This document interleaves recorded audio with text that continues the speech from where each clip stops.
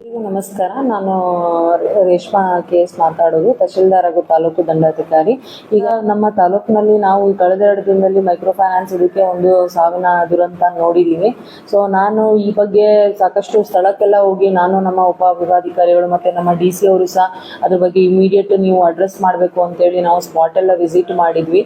ಅಲ್ಲಿ ನಾನು ಸ್ಪಾಟಿಗೆ ಹೋದಾಗ ನಂಗೆ ಭಾಳ ಬೇಜಾರಾಯಿತು. ಏನು ಅಂತ ಹೇಳಿದರೆ, ಸಣ್ಣ ಸಣ್ಣ ಮಕ್ಕಳಿದ್ದಾರೆ, ಅವರಿಗೆ ಅವರು ಆತ್ಮಹತ್ಯೆ ಮಾಡ್ಕೊಂಡಿದ್ದಾರೆ ಅಂತೆಲ್ಲ ನೋಡುವಾಗ ಬೇಜಾರಾಗುತ್ತೆ ನಮಗೆ. ನಾನು ಹೇಳೋ ವಿಚಾರ ಏನಂತ ಹೇಳಿದ್ರೆ, ನೀವು ಸಾಲ ಮಾಡುವಾಗ ಇರೋಷ್ಟು ಧೈರ್ಯ ಅದನ್ನ ತೀರ್ಸುವಾಗ್ಲೂ ಅಷ್ಟೇ ಧೈರ್ಯ ಇರಬೇಕು ಅಂತೇಳಿ ನಾನು ಎಲ್ರಿಗೊಂದು ಕಿವಿ ಮಾತು ಹೇಳ್ತೀನಿ.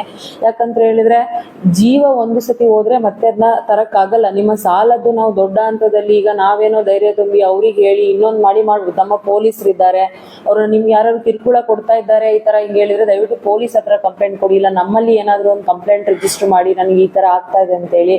ದಯವಿಟ್ಟು ಯಾವುದೇ ರೀತಿಯಲ್ಲೂ ಹೆಣ್ಮಕ್ಳು ಈಗ ಸಂಘದಲ್ಲಿ ಸಾಲ ಮಾಡಿರ್ತೀರಾ, ಇನ್ನೊಂದ್ ಕಡೆ ಮಾಡಿರ್ತೀರಾ, ಅದನ್ನ ತೀರ್ಸ್ಲಿಕ್ಕೆ ಆಗೋದಿಲ್ಲ ಅಂತ ಕೂಡಲೇ ಈ ಒಂದು hasty ಡಿಸಿಷನ್ಗೆ ಬರಬೇಡಿ.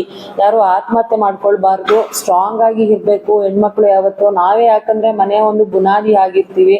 ಸೊ ಅದರಿಂದ ಏನಾಗತ್ತೆ, ನಾವು ಮನೆ ಬುನಾದಿ ಆಗಿರುವಾಗ ಬುನಾದಿ ಬಿದ್ದೋದ್ರೆ ಇನ್ನೆಲ್ಲ ಬಿದ್ದೋಯ್ತು ಅಂತಾನೆ ಅರ್ಥ. ಈಗ ಸಣ್ಣ ಸಣ್ಣ ಮಕ್ಕಳು ಇರ್ತಾರೆ, ನಿಮ್ಮ ಫ್ಯಾಮಿಲಿ ಇರ್ತಾರೆ ಜೊತೆಗೆ, ಮತ್ತೆ ನಿಮ್ಮ ಒಡ ಹುಟ್ಟಿದವ್ರು ಇರ್ತಾರೆ, ತಂದೆ ತಾಯಿ ಇರ್ತಾರೆ, ಅವರು ಪಡೋ ನೋವನ್ನ ಮತ್ತೆ ಯಾರಿಗೆ ಸಹ ನೋಡ್ಲಿಕ್ಕೆ ಆಗಲ್ಲ ಮುಂದಿನ ದಿನಗಳಲ್ಲಿ.